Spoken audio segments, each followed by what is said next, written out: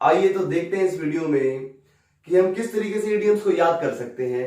Directly हम चलते हैं टू द पॉइंट। अगर वीडियो अच्छी लगे तो वीडियो के एंड में वीडियो को लाइक जरूर करना, चैनल को सब्सक्राइब जरूर करना और अपने दोस्तों के साथ शेयर जरूर करना ताकि सभी को इस चीज का फायदा हो। इडियम्स जो कि किसी भी गवर्नमेंट जॉब के एग्जाम में आते हैं, इंग्लिश के जो पोर्शन होता है उसमें कुछ इडियम्स पूछे जाते हैं। सबसे पहले बता देता हूँ इडियम क्या होता है। इडियम होता है जिस तरीके से एक पार्ट ऑफ सेंटेंस होता है या कंप्लीट सेंटेंस भी हो सकता है।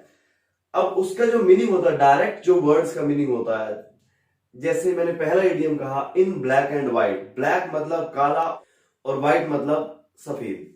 ठीक है, अब देखो कि इसका जो इनर मीनिंग है, मतलब डायरेक्ट अगर जो वर्ड बोले तो काला और सफेद में क्या आएगा, काले और सफेद में। क्या काले और सफेद में, कुछ नहीं समझ में आया। लेकिन इसका जो इनर मीनिंग समझा जाए तो उसने तुम्हें कुछ दिया काले और सफेद में, उसने तुम्हें जो बात बताई वो काले और सफेद में दी। सफेद क्या होता है, पेपर होता है। काला क्या होता है, उस पर लिखा हुआ, उस पर टाइप चीजें जो होती हैं वो काली होती है। तो इसका मतलब उसने पेपर और पेपर पे लिखा हुआ तुम्हें दिया, इसका मतलब उसने रिटर्न में कुछ दिया।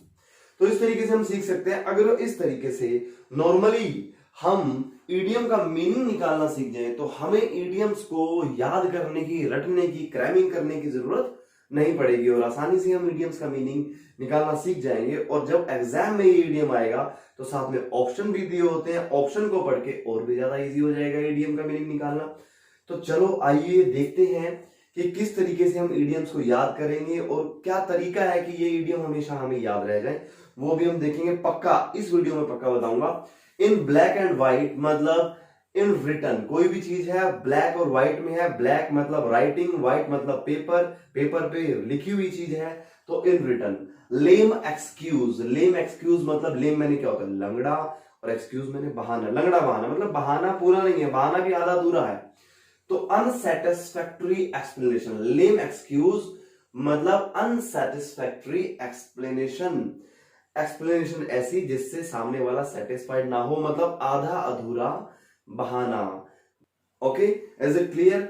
अब देखो नेक्स्ट को देखते हैं, hand in glove. Hand in glove, hand मतलब हाथ, ग्लोव मतलब आपको पता है दस्ताना। अगर जो हाथ दस्ताने में है तो दोनों बहुत ज्यादा नजदीकी होते हैं, वो दोनों क्या है, बहुत ज्यादा नजदीक होते हैं। Hand in glove, working closely with someone मतलब हैंड और ग्लोव दोनों साथ साथ काम करते हैं और एक ही काम को करते हैं और लगता है ये नहीं पता कि हैंड कर रहा है ग्लोव कर रहा है, मतलब कर तो हैंड ही रहा है लेकिन ग्लोव उसका साथ दे रहा है, हैंड को सेव कर रहा है।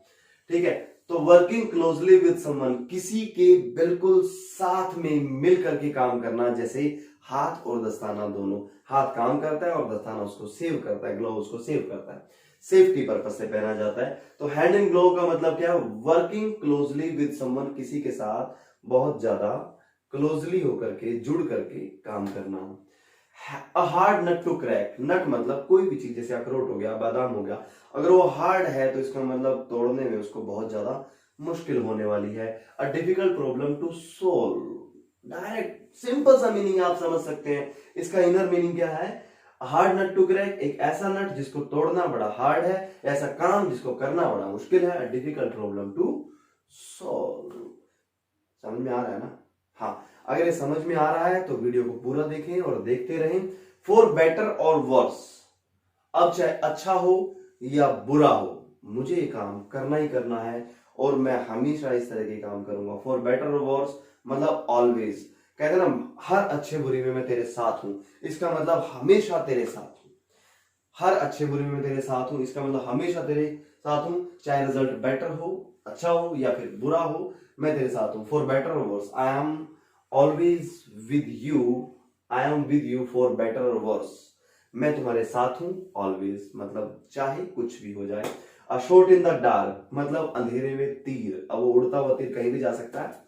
अंधेरे में तीर चलाना मतलब an attempt to guess something, अंधेरे में तीर चलाना हो सकता है वो तीर निशाने पे लगे, मतलब तुक्का मारना, एक ऐसा अटेम्प्ट करना कि हमने गेस किया, वो बात सही भी हो सकती है, वो बात गलत भी हो सकती है।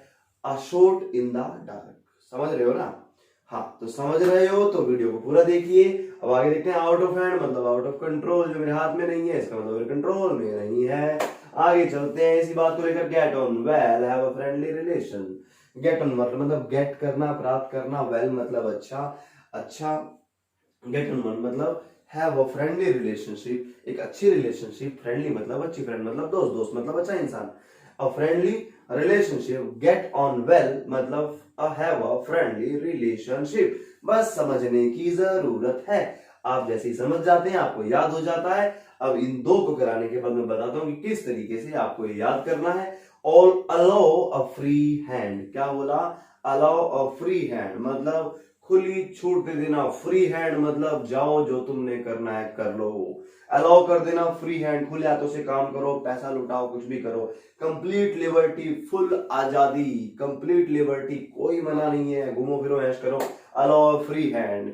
If some parents allow their children a free hand, it means उनको वो पूरी आजादी देके रखते हैं। अब बच्चे इसका कुछ गलत फायदा उठाते हैं, कुछ काम करते हैं, उस आजादी का अच्छा यूज करते हैं और अपनी लाइफ में कामयाब होते हैं। आप किन में से हो? गलत फायदा उठाने वालों में से, या फिर आजादी पा करके मेहनत करके कामयाब होने के लिए?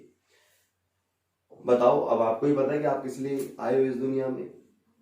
Cut coat according to one's cloth, जितना कपड़ा उतना ही कोट काटा, जितनी चादर उतने पैर पसारना। सुना ही होगा आपने हिंदी में इस कहावत को। Cut coat according to one's cloth मतलब live within your means, अपनी हद में रहना, जितनी चादर है उतने पैर पसारना, ये ऐसा कहा जाता है। लेकिन आज की डेट में मैं ये कहूंगा कि जितनी चादर उतने पैर पसारना नहीं, चादर को बड़ा करने का, पैरों को सीमित नहीं रखने का, चादर को बड़ा करने का, लाइफ में आगे बढ़ने का।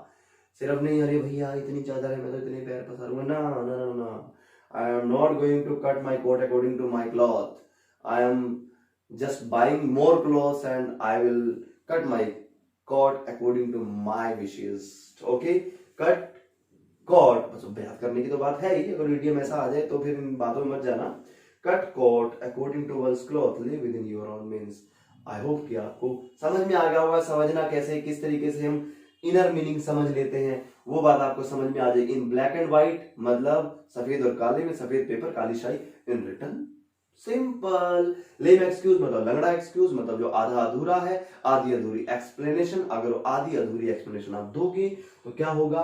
अनसेटिस्फैक्टरी होगी, वो सामने वाला उस एक्सप्लेनेशन से सेटिस्फाई नहीं होगा। Hand in glove, hand in glove का मतलब है हाथ में दस्ताना, बिल्कुल नजदीक। क्लोज रिलेशनशिप भी कह सकते हैं हम, वर्किंग क्लोजली विद समवन भी कह सकते हैं, इंटीमेटिंग क्लोजली भी कह सकते हैं, किसी भी तरीके से हम एक्सप्लेन कर सकते हैं, कोई भी ऑप्शन में आ सकता है। मतलब क्लोज होना। हार्ड नट टू क्रैक, बड़ा हार्ड नट क्रैक करने के लिए बड़ा मुश्किल काम है इसको तोड़ना, चाहे आप दांत से तोड़ो चाहे आप किसी भी चीज से तोड़ो, लेकिन बड़ा मुश्किल है। तो मतलब a difficult problem to solve, किसी काम को करना मुश्किल है, उसको बोलेंगे this is a very hard nut to crack. ठीक है। फॉर बेटर वर्ड्स ऑलवेज, मैं तेरे साथ हूं, अच्छा हो या बुरा हो, इसका मतलब अच्छे में बुरे में मैं तेरे साथ हूं। आई am with you for better words, it means I am always with you. A shot in the dark, अंधेरे में तीर चलाना, और तीर उड़ेगा या कैसे जाएगा पता नहीं, तो तीर बनेगा, लेकिन गैस किया जाएगा। An attempt to guess something, किसी भी चीज को गैस करना, out of hand, out of control. Get on well मतलब I have a friendly relationship. I am getting on well with him. It means I am having a friendly relationship with him. Allow free hand, आजादी दे देना, जाओ जाओ करो अपना काम, आजादी है तुम्हें, आजादी का फायदा उठाओ, नाजायज या फिर जायज वो आपके हाथ में है। प्लीज अच्छे से पढ़े, अगर आपको पूरी आजादी मिली तो अच्छे से पढ़ाई करें और चलते हैं। Cut coat according to one's cloth, live within your own means. एक बार आप उसको समझने की कोशिश कीजिए और फिर उसको इस तरीके से रिवाइज कर दीजिए। लिव इन योर, अपनी हद में रहना, जितनी ज्यादा उतने पैर पसारना। अब देखो, जिससे जैसे इस तरीके से मैंने 2 बार इसको पढ़ा, मुझे याद हो गया, मोस्टली मुझे याद हो गए।